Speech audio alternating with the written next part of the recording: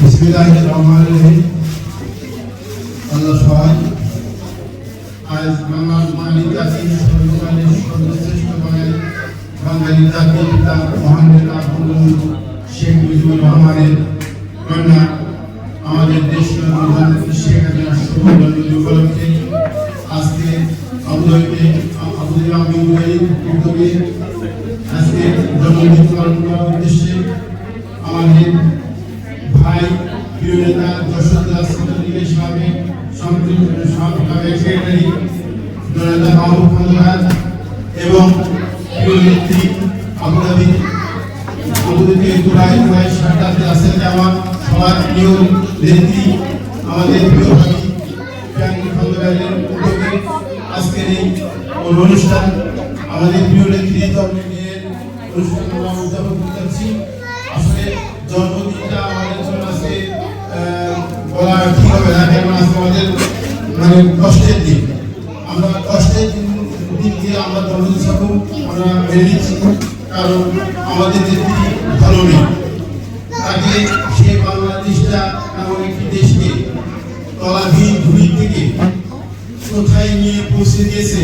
শুধু যদি চোখ কান বন্ধ করে একবার পিছিয়ে 17 বছরের পিছিয়ে আমরা দৃষ্টি দিই, তাহলে আমরা বুঝতে পারবো শেখ হাসিনাকে এবং শেখ হাসিনা বাঙালি জাতির জন্য কি। যদি সত্যিকার আমরা নিজেদের বুকে হাত দিয়ে বলতে পারি যে আমাদের নেত্রী জাতির জন্য বাঙালি জাতির জন্য কি করেছে। শেখ হাসিনা বারবারই একটি কথা বলতো যে আমি যদি পশ্চিমাদের কাছে আমার ভূখণ্ডের অংশ বিশেষ দিয়ে দিই, আমি 50 বছর ক্ষমতায় থাকতে পারবো। আমরা হয়তো বিশ্বাস অনেক ক্ষেত্রে করলেও একটি সম্প্রদায় আছে বাংলাদেশে বিএনপি জামাত গোষ্ঠী, তারা এক অর্থ আসে ভাসত এবং বলতো উনি ক্ষমতাতে যাবেন না, এই ধরে উল্টো পাল্টা বলছে। বাস্তবতা বঙ্গবন্ধুর কন্যা বঙ্গবন্ধু দেশ স্বাধীন করেছে।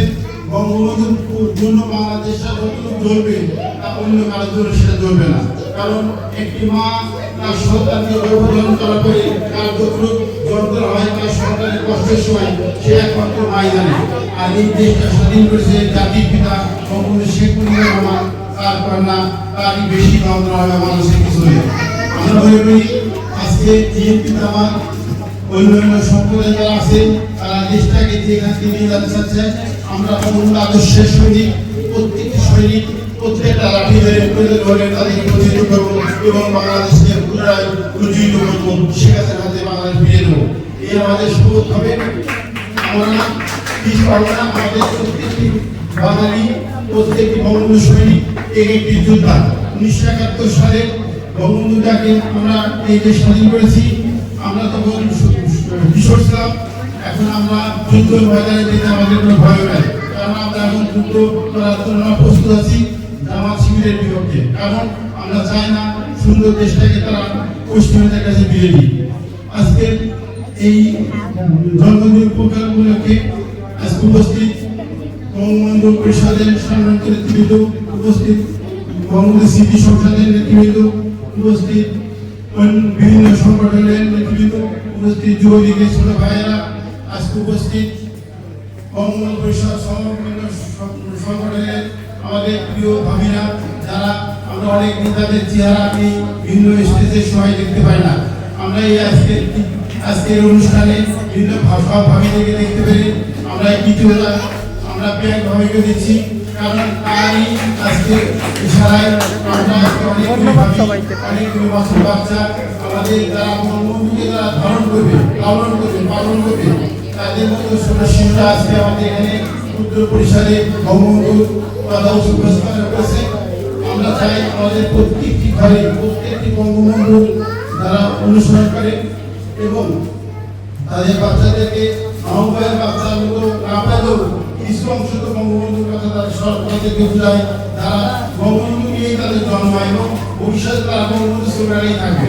কারণ আমি যে আমার যুক্তি আছে যে একটি বঙ্গবন্ধু আদর্শের সৈনিকের ঘরে কোনো রাজাকার আমার বিএনপি বাচ্চা না ঘটনা এবং না সে কথা বলে। কারণ আমরা আসলে আমাদের বাংলাদেশটা দুই ভাগে বিভক্ত হয়ে গেছে।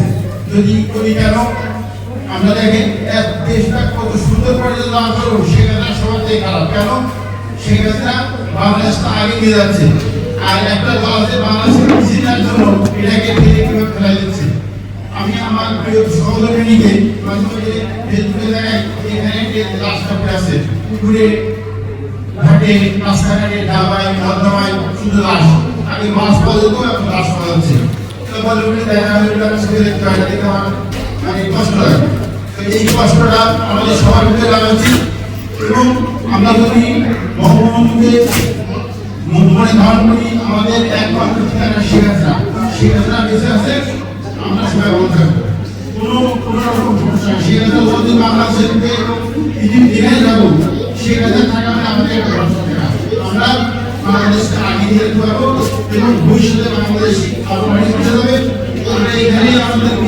সময় বুঝে নাই আমাদের 10 বছর 5 বছর 15 বছর থাকে তাতেও সমস্যা নেই একদিন আমরা বুঝতে পারবে শেখ হাসিনাকে আমরা আগে কি ভুল করেছি অন্তত সামনের দিকে আমাদের জন্য এরকম একটা পরীক্ষার সময় থাকা দরকার ছিল তাহলে হয়তো আমরা কাজী হিসেবে বুঝতে পারতাম না অন্য দল কিভাবে শাসন করে আমাদের এরকম একটা পরিস্থিতি অবশ্যই দরকার ছিল যেটা আমাদের হয়ে গেছে আমাদের বাংলাদেশ সংবিধানের জন্য ভালো একটা কাজ হয়েছে হয়তো দুজন আমাদের মারা গেছে আমরা তাদের সম্পর্ক করার জন্য তাদের আল্লাহ তাদের বেশি করে দিত এটা একটা জাতির জন্য বড় একটা অবদান আমি মনে করি আমরা এই খাতিরে আপনাদের সবার জন্য শুভকামনা দোয়া আমাদের মাঝে এইমাত্র উপস্থিত হয়েছে আমাদের আহ্বানিক নেতৃবৃন্দ আমি আমার বক্তব্য দীর্ঘায়িত করব না সবাইকে শুভেচ্ছা শুভকামনা জানিয়ে আজকের অনুষ্ঠান সামনে মহম্মদ